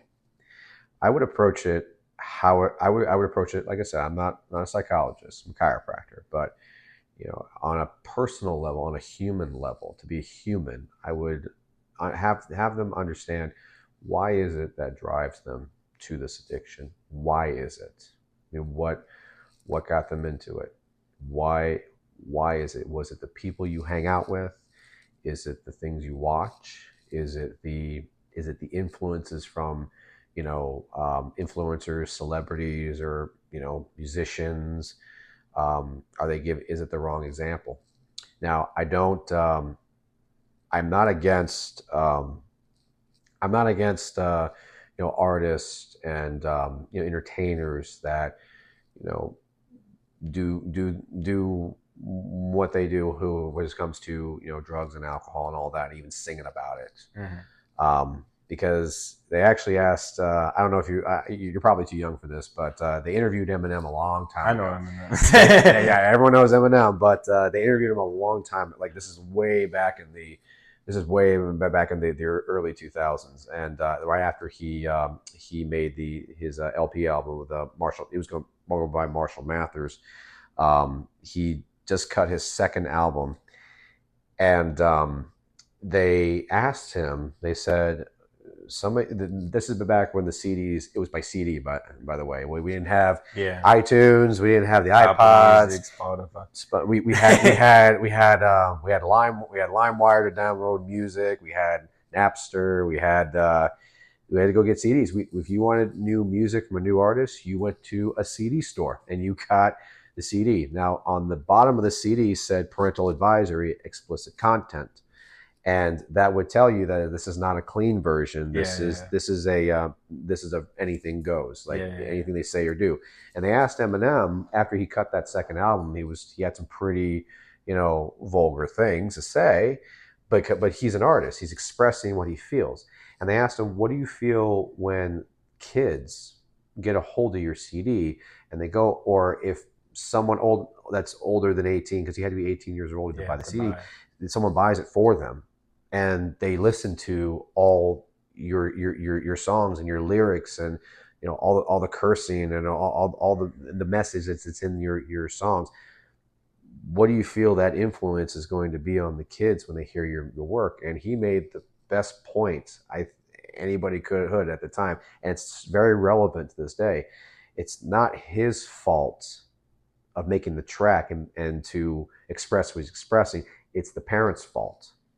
The parents are the ones that either buy the CD for them to listen to, or they're letting them hang around with a bunch of kids that are old enough to listen to it together. He goes, it's not my fault to control what they listen to. That's the parents. And it is tough today, my friend. It is tough to be a parent today because it's so easy to access everything. Parents today have to know technology. Parents back then when I grew up, they didn't have to know much technology. They just basically, it was easier to have kids and watch what they were being influenced by back then. Today, it's hard. Mm-hmm. They have to know parental blocks and parental controls, the streaming services. They have to watch everything they do. They have to watch what YouTube videos are on. They have to put all these blocks in their. They have to watch if they get them a cell phone. They got to be able to get alerts if whatever it is they're watching or texting. It's tough today because it's hard to control what the kids are being influenced by. And so, but he is right. He was right. You, as an artist, an entertainer, if you are expressing whatever it is you feel on a track, it's what you're expressing. It's what you're feeling. People can relate to it, and some people don't understand it, and some people are, not even old enough to drive it, or they're listening to it, and they're trying to understand it themselves, interpret themselves. And so, but it's not their fault. It's not their fault. The artists and the celebrities, whatever they make, it's not their fault. It's the fact that in today's world, it's so easy to get a hold of all the wrong influences and to be associated even with people that just don't care. If we were to control, if there's any word of advice I could ever give to somebody when it comes to, what's the biggest addiction today? Really, addiction can come in any form. You have to figure out what's a positive one and a negative one. A positive addiction can be addiction to knowledge, trying to learn as much as possible. Addiction to fitness, trying to be physically fit. Addiction to learning how to hone your craft. Like me, I'm learning how to hone my craft as a chiropractor to be the best that I could be in this world. Those are positive things to be addicted to, and almost turns into obsession sometimes. And you know what? If you're obsessed with being so good at something that is benefiting you and your family, all the more power to you. But if a bad addiction comes into play, like I said, I would approach it in a way to figure out what is driving you towards it and how can we reduce it. How can we push it away to the point where you don't need it anymore, because we're never going to be rid of it. It's going to be around, but how can we just say, I don't need this anymore? That's how I would approach it. If you have a kid, are you going to put him through the school system? If I have a kid one day, I do want them to experience public school. I do.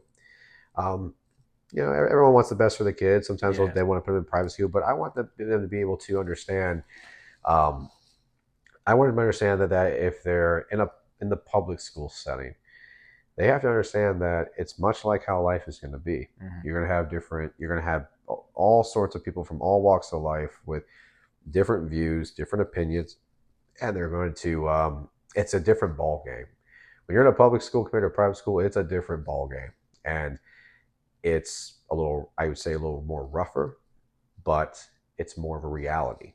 So I rather, when I have my kids, I do want them to be prepared for anything life throws at them. And as much as every parent wants to send them through a private school to get the best education, the best this, the best that, there's no guarantees. Yeah. You could be put through the best school in the world and have all the one-on-one interaction with professors, or even if you're in a position to where money is never an issue anymore, you could put them through a homeschool system and have the best teachers come to their house and teach them everything they need to possibly know, or whatever it is you want to do to teach your children about math, English, history, literature, whatever. Second they get into the real world. Yeah, but you know what? The second they get into the real world, it hits them like a ton of bricks. And to be honest with you, I rather not deprive my children the opportunity to grow and learn, and also to experience life. And they're going to come in contact with the harshness and realities of life. I rather they learn at a young age than learn later on in life when it's too late. They've already formed their own, opinions and how to approach things, and it may not always be the best. So it's better to kind of learn it, because I'm old school. I rather learn them the old school way. I would like them to go to, regular public school, and then I always let them know that they can talk to me. The biggest thing that you can do for your child, I think the most important thing you can do for your child, is teach them that they can talk to you about anything. Yeah. Than getting that from their friends who don't know any better. Mm-hmm. The biggest success I would have when I have my own children one day is I want them to be able to talk to me and their mother about anything. Because if they're too afraid or they're too embarrassed about it, I understand. But I rather that they understand something, I'd rather that their questions be answered by the people who have lived it or gone through something like that. And if it's something we haven't experienced, then we'll just say, we don't know, but we'll find the answer for you. Because I rather they communicate with us about what's going on, whether it's trouble at school or, trouble with the sport, or, some people are picking on them or whatever. I rather they just come talk to us. They just talk to me and their mother, and just say, if you have questions, we're here to answer them, because we've lived it. What is your biggest lesson you've learned in your life? Biggest lesson I learned in my life is, I would say the biggest lesson that I've ever learned is you have to not give up on yourself. Once you start giving up on yourself, you miss so much. You miss so much opportunity. You miss so much of life. You miss so much of everything that you could have done, because you spent more time dwelling on past mistakes and past failures, and I heard this one quote that's going around. It's actually trending today. It's called "Nothing changes if nothing changes." It's true. You have to learn to have faith in yourself. God has faith in you. He'll always have faith in you, and he'll always believe in you. You have to return the favor by having the same faith and confidence in yourself. Even if you're scared shitless about whatever task is in front of you, you have no idea what it is. you do it anyway. You know why it's called? That's called courage. That's the epitome of courage. I've learned you have to have the courage. You have to have faith. You gotta be able to be confident in yourself.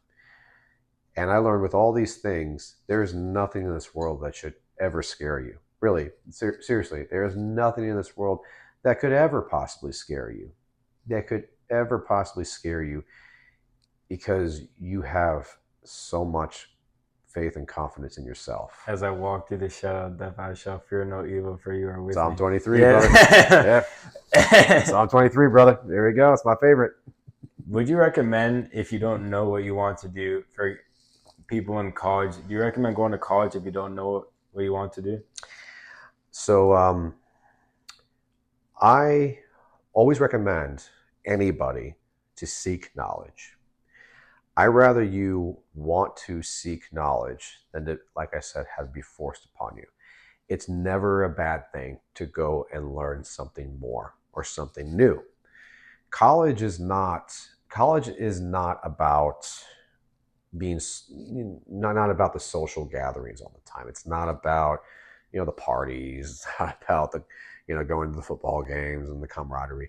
College, that's a part of it. A lot of times people think, well, that's the only reason they go. College is about finding out the kind of person you are going to ultimately be for the rest of your life. Because in high school, we don't really know who we are. We have an idea. Yeah. But we're not around very many people that are that intelligent enough or mature enough to even know what it is that we want to be. So we're still trying to figure shit out.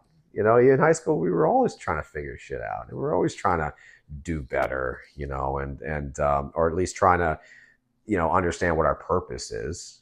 High school is it's a different ballgame from college. College, everyone there is a little bit more, I would say, a little bit more on the mature side. At least there's more people there that have a higher level of maturity in most cases. But some people, as you know, they never really change. Some people just take a little longer to grow up. But college, to me, is important because you need to be able to experience the full access and resources to higher education, to higher knowledge. You have more knowledge that you could obtain by being in that type of environment than you could in the environment that you were a public school. So people should go to seek out more than just more knowledge and wealth of knowledge, but people should go to college to understand and how to be more than what they are today. Because back then in the 90s, if you got into college, you were guaranteed a job. Not this case today. Yep. More people are having influencers even say, you don't need a college degree. You don't need to go to college. You can just make all the money in the world just doing the littlest thing. Well, that's a dream. That is a false dream, my friend. You know why? Why? Because when someone's telling you that you can make something big with just one thing, and you don't need to further your wealth of knowledge. You don't need to go further in knowing who you are or what you're capable of. You just need to focus on this one simple thing, and you'll get rich quick. The get rich quick scheme. That's the biggest driver away from college, is they try to give you the get rich quick schemes. That doesn't work hard for nearly everybody, my friend. In fact, it's a recipe for disaster, personally, because you're basically telling somebody that, okay, well, if they don't want to go to college, if it's not for them, perfect. Just tell me right now. If college is not for you because you want to be, hands-on, you want to work, example, construction, and own a business, by all means, experience is the best lesson. It's better than anything you can read in a book. Do you think you should go to college for business or learn by experience? I think you should learn more by experience. I agree. Experience is everything, okay?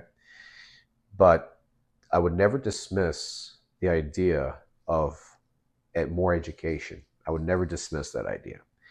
I would encourage anybody who really is curious about taking it further on their journey to becoming more and to learn more about, life and learn more about themselves, to consider going to a college of some sort, to consider it at least. Don't dismiss it completely. Is it easier to make money today? Of course it is. It's much more easier to make money today. The only time anybody should really go, like, imperative to go to college, is if they want to be in the medical field, be a doctor, any kind of job that requires A degree. a degree of higher education. I would say Yes. you should only go to college to be a doctor or a lawyer. Everything else, I would say, is more you should do by experience, like Sure. whether that's business, because a Yeah. lot of the times, like, they teach you in college, like, I mean, I took a business 101 course. They teach you like ethical universalism, ethical relativism, all that stuff you're never going to use in your life. Of course. And I would say learning firsthand by experience would be more beneficial for business, like to learn in the actual field rather than to learn from a professor who doesn't like, I mean, most of the professors don't really have businesses nowadays. They kind of just teach the curriculum. So I would say experience is way better than school. No, you're perfectly right. Yeah, experience is way better. I'm not against the idea of more education. I'm not against that. Never was. So if you had to ask me the question again, do I think college is important, or I think college is beneficial? Of course. Not everybody needs it. Not everybody needs to. It's easier today to make a living without it. It truly is. But I would never dismiss the idea of having more education in your life, because they taught me this when I was I was at Palmer, when I was in med school myself, and I was said, hey, they taught me this. They said the minute you stop learning is the day you die inside as a physician. If a physician stops learning and doesn't want to learn anymore, then you stop being a very effective physician. You got to keep learning. And it doesn't have to be just a physician. It can be anything. The lawyer, it can be the person running a business. If you're not constantly learning how to make your business better or make you better for your patients or for your employees or for your family or anything, if you stop having a thirst for knowledge, it's a harder road. It's a harder road to walk. What do you think is more important, discipline or motivation? Discipline's everything. I'd say discipline will outweigh the motivation part, because when you have discipline, it teaches you habits that will ultimately create a more stronger, more confident individual. The simplest tasks of discipline help to even ignite ideas of motivation. If you're disciplined in a craft, or you're disciplined in just doing simple things daily to make your life better, all of a sudden a motivation can be sparked, can be born from a simple task that you were doing.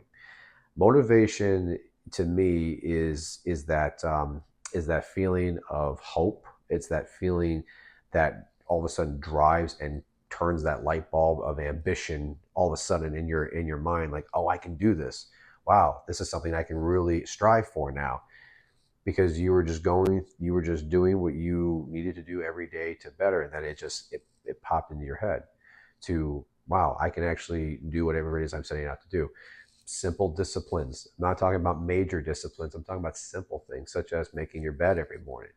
It's important to make your bed every morning. And I would 100% agree with that. Yeah, I'm serious. Have you read the book Make Your Bed? I have not, but I think I got the gist of it. Yeah, because the biggest reason, well, the one thing is my Uncle Jimmy told me I needed to make my bed every morning when I was very young, because he was in the military. He was in the Navy for many years, and the reason why they taught all the soldiers they need to make their beds every morning. And I go, what's the point? Well, because it doesn't matter what kind of a day you have, a good day or a bad day, you come home to a nice bed that is ready for you. It also plays a factor when you start, like, a small thing in the morning can dictate the rest of your day. How would you go about, like, when you wake up in today's world? I feel like everyone, first thing they do is they go on their phone, they check social media. What should you do when you first wake up? First thing that I do when I wake up, when I get out of bed, is I say one positive thing about me. I say one positive, one good thing about myself. As going back to why loving yourself is important. The reason being is because you start to believe it. Because when you start to be negative about yourself every day, it becomes a habit. That habit all of a sudden kills your drive, your motivations, your ambition, your disciplines, your simple discipline practices start to suffer. And all of a sudden, it starts to become a snowball effect of all these things that you feel go wrong in your life. And a lot of it's just stuff that you've created yourself that you didn't have to. It's important every day to wake up and to say one positive, good thing about yourself. Then you start to believe all those things. You start to believe those positive things about yourself. And then it subconsciously becomes taught into your mind. And at a subconscious level, you then not only say it, you believe the words. And when you believe it, you feel better about yourself. It doesn't matter what kind of a day you're going to encounter. You feel good about yourself because you told yourself the truth. I woke up today and I just when I woke up out of bed today, I just said, I'm an intelligent man. That's all I said was, I'm an intelligent man. Tomorrow could be something completely different. Tomorrow could be the same thing. I could say the same thing every single day for the next couple of weeks. But then one day I could wake up and just say something completely different. And then all of a sudden I start to believe that. I think a couple nights ago, I said I am loved. Because I woke up and said, I am loved. Today I woke up and I said, I'm an intelligent man. And you know what? The more you can start to incorporate these little disciplines in the morning and these little sayings in the morning, you're going to find such a change for the better in your life than you ever thought possible. Should you believe everything you think? Should I believe everything I think? That's a hard question to answer, my friend. That's a really hard question to answer. I believe you should. I believe whatever your moral compass is in life. Your moral compass will help with deciding what your belief, how your beliefs are going to play in the rest of your life. For example, if no one has any good morals in life, in morals in general, then all of a sudden the things we start to talk about, the things we start to express on a daily basis, or even start to think on a daily basis, we could misconstrued. We can start to stretch and break and push the bounds and limits on things, and it becomes a very confusing nature about us when we start to take out morals in general. We need to have morals. Yeah. Our good morals are going to help us in our belief system. If we don't have good morals, then our belief system gets shattered a lot, and it starts to even get twisted up. How many kids today are running around trying to believe in something that you think is completely asinine? You're like, how could you believe that? That's totally not true. Like, that's common sense would say otherwise. But some people believe a certain method, or certain individuals, or a certain religion, or a certain culture into something, and just it's the craziest things we see today. So what I think, you should believe everything you think. If you have good morals that back it up, then it can't do you wrong. Can't steer you wrong. What is more important to you, your reputation or your integrity? Integrity. Why? Integrity is everything, because self-respect and integrity is very important. That shows in your reputation. Actions will always speak louder than the words. Always. Your reputation is based off of actions. And if you are a man with good integrity, or a woman of good integrity as well, your actions are going to reflect your reputation, and it can never be tarnished. if your integrity is good, because you'll have so many people that back it up, so many good friends and family, people that know you, people that you work with, that can vouch for you and say the same thing. Wow, this is a good person. He has a good reputation because he has good integrity and good morals. So the actions are what speak louder than the words to create the reputation. What would you do when you have a bad reputation? When you have a bad reputation, try your hardest to clean it up. Mhm. When you have a bad reputation, try hard to clean it up, man. But not everybody's going to start off. Not everybody starts off in this world, like how Jesus started off. The only man that was perfect, that had a good reputation, was Jesus Christ. The only man that had the best reputation, to all Christians, was Jesus Christ, because he was sinless. And unfortunately, we are born in a world where it's sinful, and we are sinful creatures. We're not always going to start off with the best hand, the best cards to play. We don't start off with the best hand, man.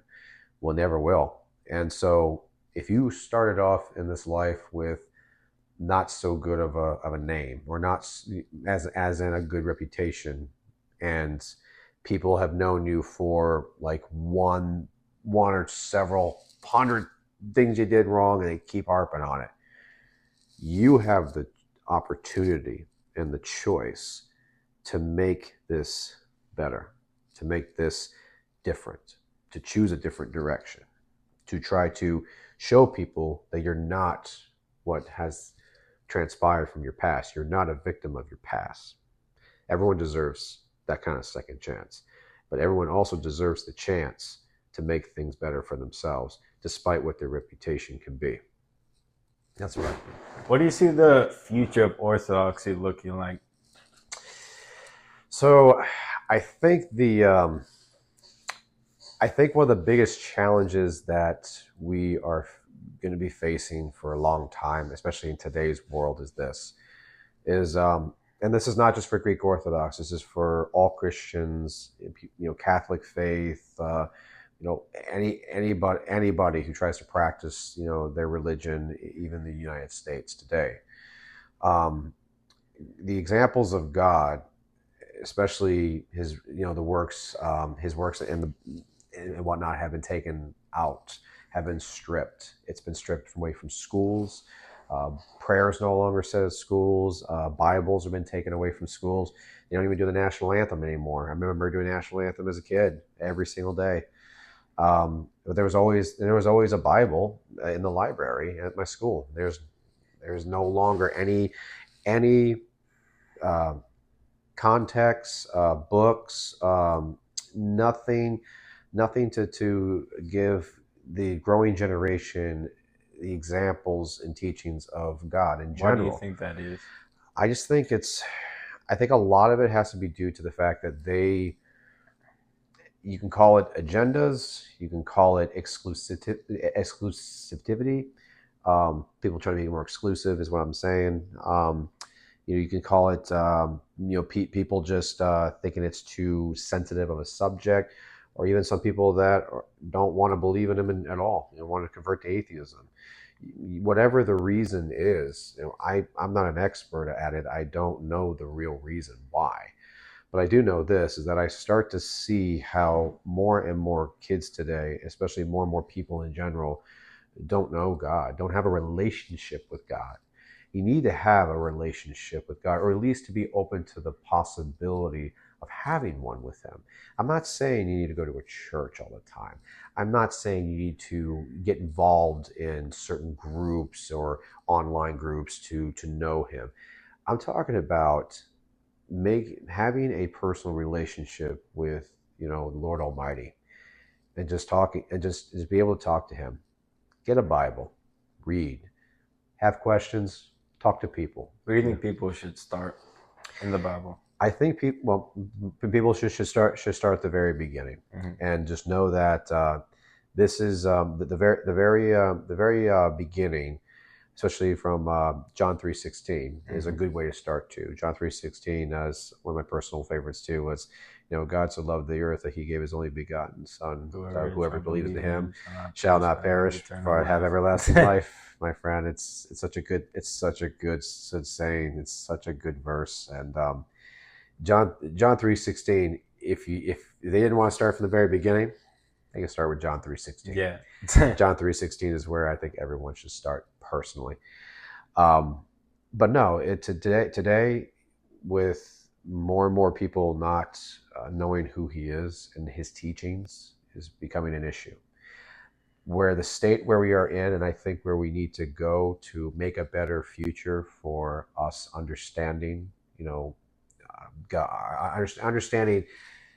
understanding how we can be more good Christians, good Greek Orthodox individuals in general, and just to be great at what you do.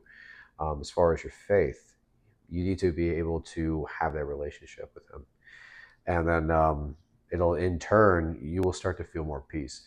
Some people ask me, so some people even asked me in the past, why do you always go to church? And most of the time I go by myself. Even to this day, I still go. And one time, a few people asked me, so why do you go to church?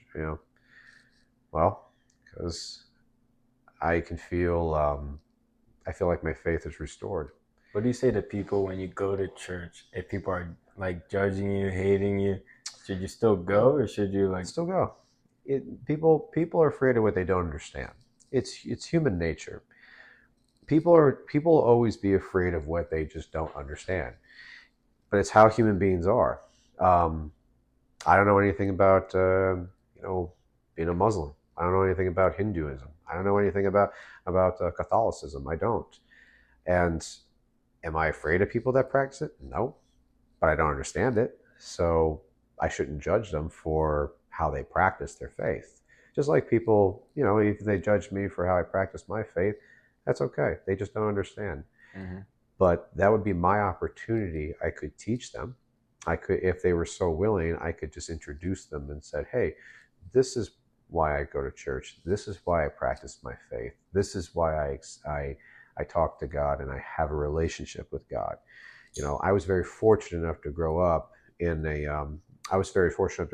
to be taken to church with my family and to learn from my grandmother, who was a devout Christian. She wasn't Greek Orthodox, but she was a devout Christian, and she taught me about learning to accept God on my own terms and not how the world wants me to look at Him and accept Him, or even not to know Him at all. In today's world, you see it on TV and music and everywhere. They don't want to talk about it. They don't want to talk about God. They don't want people to really know Him or have a relationship with Him. And that's a problem. And that's a problem because now you're going to keep them in the dark, confused, not have faith. They instead try to have faith in things and people that have no valuability to them and no weight. No weight that can be pulled in this world is greater than the love and the weight from God. God has, in today's sermon, I loved the other message that the Father gave me. So He was like, hey, in the Greek language, we say love, agape, which is a beautiful word, one of our strongest words. There's 3 ways to say love in Greek. Mm-hmm. The first way is when you introduce yourself to somebody, your brother or sister, hey, love you. Second one is a little bit more stronger, like a partner, like a love for a girlfriend, or for women, for a boyfriend. And the third one is a very intense love, and that's the intense love from God. As Greek Orthodox Christians, we have that, and it's in something we call the philotimo. The philotimo is what the Greeks believe. I believe it too. Greeks are born with this certain energy about them, this certain strong will about them for God and for faith in one another, faith in humanity, faith in people. A lot of the Greek companies in all of Greece and Athens and Crete, Sparta, a lot of the big infrastructure deals that have been built in that country are handshake deals and vocal agreements. I couldn't believe that when I heard about this. I go, you mean to tell me some of the multi-million-dollar contracts that are done today in Greece and some of the biggest CEOs is all done by a handshake and a verbal contract?